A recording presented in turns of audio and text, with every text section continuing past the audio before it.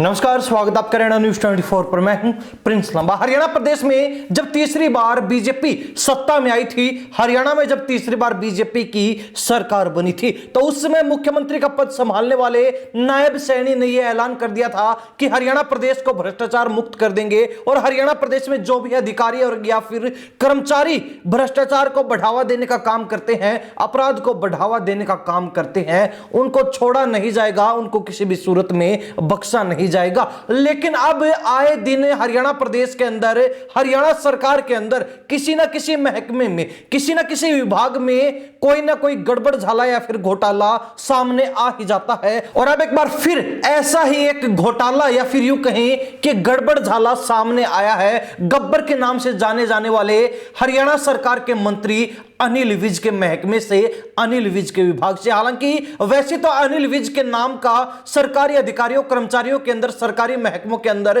खौफ ही काफी है, लेकिन बावजूद इसके खुद अनिल विज के अंडर में आने वाले महकमे में ही इस तरीके का गड़बड़ झाला घोटाला सामने आता है, तो कहीं ना कहीं अंदाजा लगाया जा सकता है कि बीजेपी का ज्यादा डर जो है ब्यूरोक्रेसी के अंदर नहीं है, जो एडमिनिस्ट्रेशन है उसमें बीजेपी का कोई खौफ नहीं है। आखिर ये पूरा मामला क्या, इस पर विस्तार से चर्चा करते हैं और आपको बताते हैं कि कैसे अनिल विज की नाक के नीचे जो है लगातार घोटाले पर घोटाले हो रहे हैं।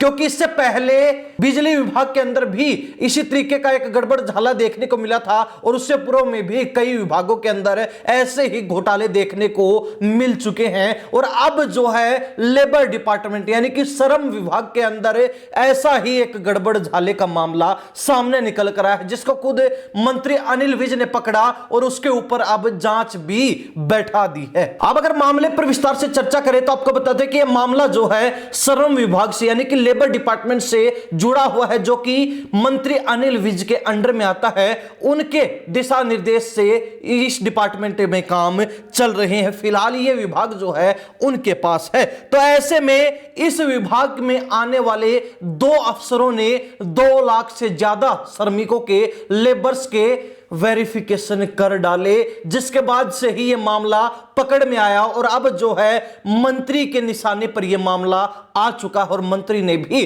3 लोगों की कमेटी बनाकर इस मामले पर जांच बिठा दी है, ताकि यह पता चल सके कि इस मामले में, इस घोटाले में, इस गड़बड़ झाले में कितनी जो है गड़बड़ी है और कितना जो है सरकार को चूना लगाने का काम किया गया है। आपको बता दें कि अनिल विज ने जो कमेटी बनाई है उसको 1 महीने का समय दिया है और यह बात कही गई है कि 1 महीने के अंदर जितने भी फैक्ट हैं, जितने भी तथ्य हैं इस मामले से जुड़े हुए, उनको जुटाकर जो है लिखित में रिपोर्ट उनको सौंपी जाए, जिसके बाद इस मामले में सख्त से सख्त कार्रवाई की जा सके। जो भी दोषी है उनको छोड़ा नहीं जाएगा। हालांकि यह बात हर कोई जानता है कि कंस्ट्रक्शन लेबरों को अपना पंजीकरण कराने के लिए हरियाणा श्रम विभाग की आधिकारिक वेबसाइट पर वेरिफिकेशन करना होता है और पंजीकरण शुल्क जो है 25 रुपए है। तो इसके साथ ही मासिक अंशदान के रूप में 5 रुपए सदस्यता फीस भी लगती है। आवेदन के साथ श्रमिक को परिवार का विवरण भी देना होता है, तो साथ ही 90 दिन का कार्य अनुभव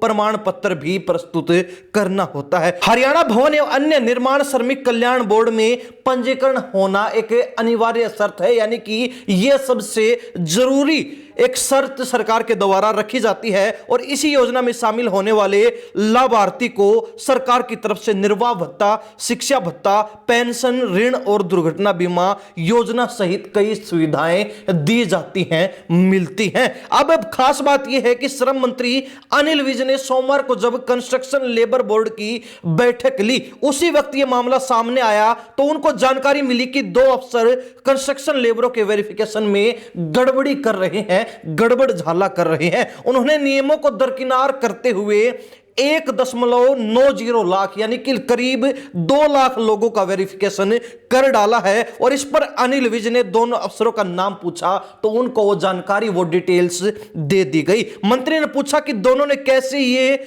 गड़बड़ झाला किया, तो अफसरों ने बताया कि इसके लिए जांच जरूरी है और इसके बाद मंत्री द्वारा 3 मेंबर्स की एक कमेटी बनाने के निर्देश दे दिए गए। आपको बता दें कि अनिल विज ने जिन 3 सदस्यों की कमेटी बनाई है उसमें यूनियन की तरफ से सुनील ढिल्लों, नियोक्ता की तरफ से भूपेंद्र शर्मा और विभाग की ओर से संयुक्त सचिव AK देशवाल को शामिल करने के निर्देश दिए हैं। विभाग के एक अधिकारी ने बताया कि मामला बेहद ही गंभीर है, यानी कि यह मामला यहीं तक सीमित नहीं है बल्कि बड़ा मोटा घपला भी साबित हो सकता है। श्रम विभाग के अंदर एक बड़ा घोटाला भी इस जांच के बाद उजागर हो सकता है। मंत्री ने कमेटी को सभी बिंदुओं पर जांच करने के निर्देश दिए हैं, तो साथ ही यह बात कही है कि पता लगाया जाए कि कैसे दोनों अफसरों ने इतने वेरिफिकेशन कर डाले, आखिर यह कैसे मुमकिन हो पाया, कैसे संभव हो पाया, दो अफसरों ने किस तरीके से जो है इस पूरे घटनाक्रम को, इस पूरे मामले को अंजाम दिया है। वहीं अनिल विज ने और भी कई संदेह जताए हैं और उन्होंने यह बात भी पूछी है कि वेरिफिकेशन के लिए क्या नियम व शर्तें बोर्ड की तरफ से रखी जाती हैं। तो इसके अलावा कहीं इन दोनों अफसरों ने जो 2 लाख वेरिफिकेशन किए हैं उसमें पैसे लेकर अपात्र लोगों के, यानी कि जो लोग इस दायरे में नहीं आते, उनसे रिश्वत लेकर, उनसे पैसे वसूल कर कहीं उनको तो इस योजना में शामिल नहीं कर दिया है, कहीं सरकार को तो बड़ा चूना लगाने की तैयारी नहीं हो रही है। और इस मामले में क्या इन 2 अफसरों के अलावा अन्य लोग भी शामिल हैं? पूरे मामले की जांच 1 महीने के अंदर, 1 माह के अंदर हो जानी चाहिए और रिपोर्ट मेरे पास पहुंच जानी चाहिए, यह अनिल विज का कहना है। हालांकि अनिल विज का इस तरीके से संदेह करना भी लाजमी था, क्योंकि इस वेरिफिकेशन के बाद हम आपको बताते हैं कि उन श्रमिकों को जिनका पंजीकरण हो जाता है क्या क्या सुविधाएं सरकार की तरफ से मिलती हैं, क्या क्या जो है बेनिफिट उनको मिलते हैं। सबसे पहले निर्वाह भत्ता, यानी कि NCR क्षेत्र में निर्माण गतिविधियों के बंद होने से प्रभावित श्रमिकों को निर्वाह भत्ता मिलता है, जिसकी राशि हर सप्ताह 2539 रुपए है। तो वहीं शिक्षा के लिए भी सरकार की तरफ से इन पंजीकृत श्रमिकों को सहायता दी जाती है। उनको बच्चों को पहली कक्षा से लेकर स्नातक और स्नातकोत्तर तक 8,000 रुपए से 20,000 रुपए तक की वार्षिक वित्तीय सहायता मिलती है। इसके अलावा आपको बता दें कि मातृत्व लाभ भी पंजीकृत महिला श्रमिकों को दिया जाता है, जिसमें प्रसव के बाद 30,000 रुपए की मातृत्व लाभ राशि और 6,000 रुपए की पौष्टिक आहार सहायता राशि मिलती है। इसके अलावा भी जो पंजीकृत श्रमिक हैं उनको दुर्घटना सहायता सरकार की तरफ से मिलती है। जिन श्रमिकों के साथ दुर्घटना हो जाती है उनको तत्काल सहायता प्रदान की जाती है। तो वहीं 60 वर्ष की आयु पूरी कर चुके लाभार्थियों को पेंशन का भुगतान भी किया जाता है। इसके अलावा आपको बता दें कि श्रमिकों को मकान निर्माण के लिए भी ऋण उपलब्ध करवाया जाता है, वो भी मार्केट की दरों से तुलना की जाए तो उसकी तुलना में बेहद ही नाम मात्र की दरों के ऊपर या फिर बिना दरों के भी उनको ऋण उपलब्ध सरकार की तरफ से करवाया जाता है। और इसके अलावा कई अन्य सुविधाएं जैसे कि श्रमिकों के लिए समूह बीमा योजना, मेडिकल सहायता और अन्य कल्याणकारी उपाय भी उपलब्ध हैं। इन तमाम सुविधाओं को मद्देनजर रखते हुए अब अनिल विज का यह कहना कि कहीं इस पंजीकरण वाली व्यवस्था के अंदर इन दोनों अफसरों ने मिलकर और रिश्वत लेकर अपात्र लोगों को तो लाभार्थी की सूची में नहीं डाल दिया है। जो लोग नियम व शर्तों पर खरा नहीं उतर रहे, इस दायरे में भी नहीं आते हैं, कहीं उनको तो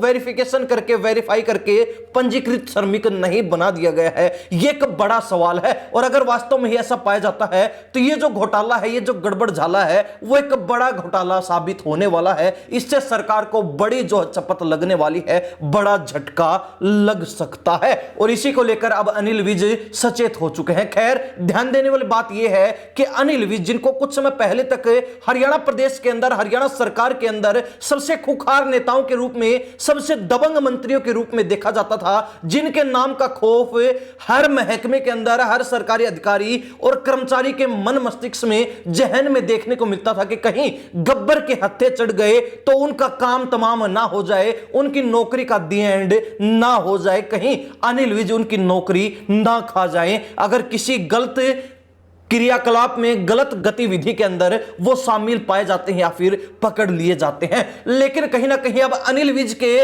विभागों के अंदर ही इस तरीके के गड़बड़ झाले और घोटाले देखने को मिल रहे हैं, तो अब हरियाणा सरकार की जो छवि है वो भी संदेह के घेरे में आ जाती है। क्योंकि सरकार ने जब तीसरी बार हरियाणा प्रदेश की कमान संभाली थी, उस समय यह बात कही थी, छाती ठोककर दावा किया था कि हरियाणा प्रदेश को भ्रष्टाचार से मुक्त कर देंगे।